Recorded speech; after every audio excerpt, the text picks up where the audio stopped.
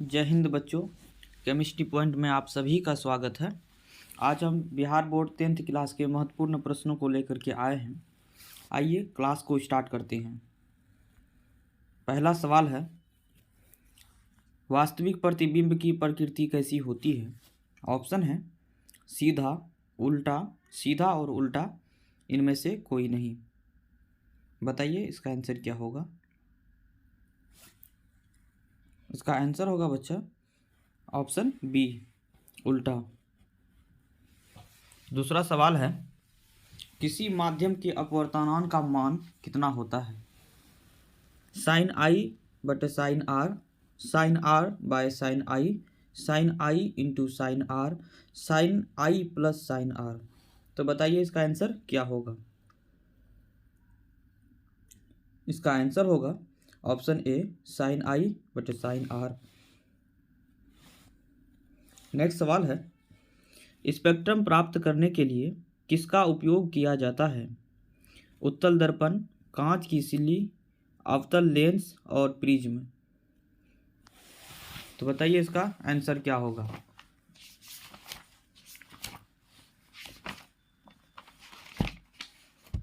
इसका आंसर बच्चों option D होगा, प्रिज्म। चौथा सवाल है, किसी चालक का प्रतिरोध निर्भर करता है, यानी कि रेसिस्टेंस डिपेंड ऑन चालक की लंबाई पर, चालक के अनुप्रस्थ काट के क्षेत्रफल पर, चालक की प्रकृति पर, या उपयुक्त में से सभी। यानी कि रेसिस्टेंस जो है वो किस पर डिपेंड करता है। बताइए इसका आंसर क्या होगा। इसका आंसर होगा ऑप्शन डी, उपयुक्त में से सभी पर। यानी कि चालक की लंबाई पर भी, चालक के अनुप्रस्थ काट के क्षेत्रफल पर भी, चालक की प्रकृति पर भी। नेक्स्ट सवाल है, दीर्घ दृष्टि दोष यानी कि दूरदृष्टि दोष का उपचार किस लेंस के द्वारा किया जाता है? अवतल लेंस, बेलनाकार लेंस, उत्तल लेंस, या इनमें से कोई नहीं। बताइए क्या होगा इसका आंसर। इसका आंसर होगा बच्चों ऑप्शन सी, उत्तल लेंस, कॉन्वेक्स लेंस। छठा सवाल है, विद्युत चुंबक बनाने के लिए उपयुक्त पदार्थ है? इस्पात, नर्म लोहा, निकेल, या इनमें से कोई नहीं। विद्युत चुंबक बनाने के लिए किस पदार्थ का प्रयोग किया जाता है, ये पूछा है सवाल में। बताइए क्या होगा इसका आंसर। इसका आंसर होगा नर्म लोहा, यानी कि soft iron, option B. Next सवाल है, 10 ओम और 20 ओम के दो प्रतिरोध को श्रेणी क्रम यानी सीरीज कॉम्बिनेशन में जोड़ने पर उसका समतुल्य प्रतिरोध क्या होगा? यानी कि आर इक्विवेलेंट पूछा है, रेसिस्टेंस इक्विवेलेंट रेसिस्टेंस कितना होगा, ये चीज़ पूछा गया है। ऑप्शन है 20 ओम, 20/3 ओम, या 30 ओम, या 10 ओम। बताइए इसका आंसर क्या होगा। यहाँ पे सीरीज कॉम्बिनेशन पूछा है, पैरेलल नहीं, ठीक है। तो सीरीज कॉम्बिनेशन का फॉर्मूला लग जाएगा R1, are equivalent equals to हो जाएगा R1 यानी कि रेसिस्टेंस 1 और रेसिस्टेंस 2, दोनों का रेसिस्टेंस क्या होगा वो सीधा ऐड हो जाएगा। तो इसका आंसर क्या हो जाएगा, 20 और 10 30, ऑप्शन सी। निम्न में कौन अवकारक है, यानी कि रिड्यूसिंग एजेंट, रिड्यूसिंग एजेंट कौन सा है? बताइए। H2CO, O2, या H2S। इसका आंसर होगा ऑप्शन ए। यानी पूछा गया है कि रिड्यूसिंग एजेंट यानी कि रिड्यूस करने वाला एजेंट कौन सा है। तो ऑप्शन क्या होगा ए, H2। नेक्स्ट सवाल है, निम्न में से कौन सी धातु अम्ल और क्षारक, क्षार हो गया क्षारक, दोनों से अभिक्रिया करती है? कॉपर है, Ag यानी कि सिल्वर है, आयरन और जिंक। अम्ल और क्षार दोनों से अभिक्रिया करता है, इनमें से कौन सी धातु है? बताइए।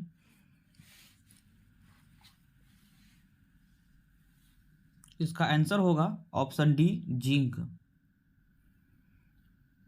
नेक्स्ट सवाल है, निम्न में से कौन कॉपर के अयस्क हैं?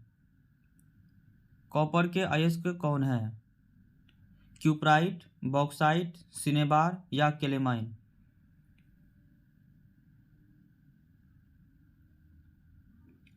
इसका आंसर होगा बच्चों ऑप्शन ए क्यूप्राइट, यानी कॉपर के जो अयस्क होंगे वो क्यूप्राइट होंगे। और बॉक्साइट जो है किसके अयस्क होंगे? तो अल्युमिनियम के होंगे। और सिनेबार किसका होगा? यानी कि सिनेबार को HGS बोला जाता है, और सिनेबार किसका है? Hg का, यानी इसी को मरकरी भी बोला जाता है। और केलेमाइन किसका है? तो जिंक का है। आइए अब नेक्स्ट सवाल पे। संक्षारण यानी कोरोजन किस प्रकार की अभिक्रिया है? अपचयन अभिक्रिया, उपचयन अभिक्रिया, संयोजन अभिक्रिया या उपचयन अभिक्रिया? बताइए इसका आंसर क्या होगा? इसका होगा उपचयन अभिक्रिया, यानी कि oxidation reaction. Answer option D. निम्न में से कौन दुर्बल अम्ल है? ऑप्शन है HCl, HNO3, H2SO4, यहाँ एक ऑप्शन छूट गया है CH3 COOH। ऑप्शन डी में है CH3 COOH।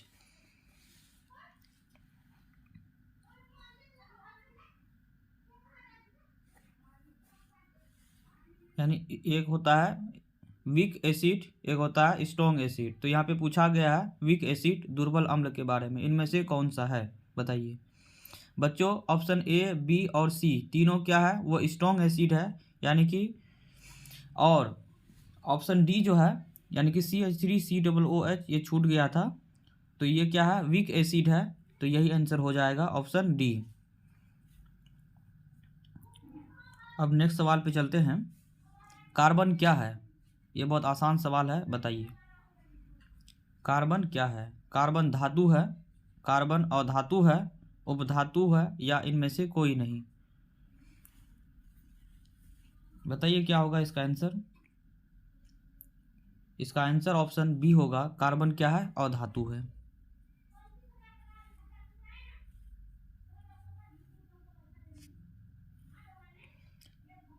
और नेक्स्ट सवाल है, हीलियम परमाणु के बाहरी कक्षा में कितने इलेक्ट्रॉन होते हैं? ऑप्शन है 1, 2, 4, 8। बताइए क्या होगा इसका आंसर? हीलियम परमाणु के बाहरी कक्षा में इलेक्ट्रॉन की संख्या पूछा है, कितने होते हैं? तो इसका आंसर होगा बच्चों ऑप्शन बी, यानी कि 2। नेक्स्ट सवाल है, प्रकाश संश्लेषण अभिक्रिया में ऑक्सीजन बाहर निकलता है कहाँ से? जब फोटोसिंथेसिस रिएक्शन होता है तो ऑक्सीजन भी रिलीज होता है और ग्लूकोज का फॉर्मेशन होता है। तो ये जो ऑक्सीजन होता है कहाँ से रिलीज होता है, ये चीज़ आप बताइए। जल से, CO2 से, ग्लूकोज से या स्टार्च से?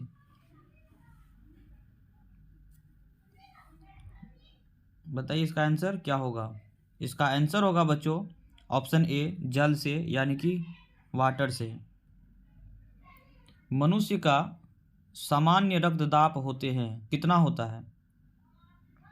100/120 या 120/80, 80/120 या 120/100?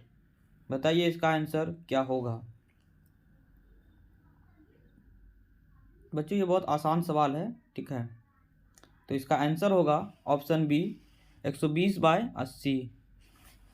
अगर इससे 120/80 से अगर कम रहता है तो बता दिया जाता है कि आपका BP लो है, और 120/80 से अधिक होता है तो बताया जाता है कि आपका BP क्या है? बढ़ा हुआ है। अब नेक्स्ट सवाल पे चलते हैं। पाइरुवेट का विखंडन कहाँ होता है? माइटोकॉन्ड्रिया में, कोशिका द्रव में, केंद्रक में या हरित लवक में? पाइरुवेट का विखंडन। तो इसका आंसर होगा बच्चों ऑप्शन ए, माइटोकॉन्ड्रिया में। इसी माइटोकॉन्ड्रिया को क्या बोला जाता है? Power house of the cell. Next सवाल है, नेफ्रॉन की संरचनात्मक एवं क्रियात्मक इकाई है? कौन सा है? हृदय, वृक्क, फेफड़ा या इनमें से कोई नहीं? बताइए इसका आंसर क्या होगा?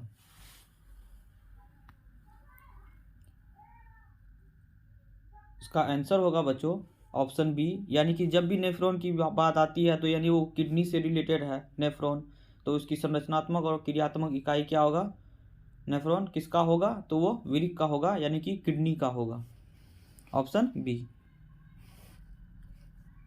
नेक्स्ट सवाल है, रंध्र का मुख्य कार्य क्या है? रंध्र यानी स्टोमाटा, उसका क्या मुख्य कार्य क्या है? प्रकाश संश्लेषण, पोषण, परिवहन या गैसों का विनिमय एवं वाष्पोत्सर्जन? रंध्र का मुख्य कार्य क्या है ये बताइए। तो इसका मुख्य कार्य क्या है कि गैसों का विनिमय एवं वाष्पोत्सर्जन। Option D. और लास्ट सवाल है आज की क्लास का, निम्न में कौन अलैंगिक जनन है? असेक्सुअल रिप्रोडक्शन पूछा है, बताइए। विखंडन, मुकुलन, द्विखंडन, इनमें से सभी?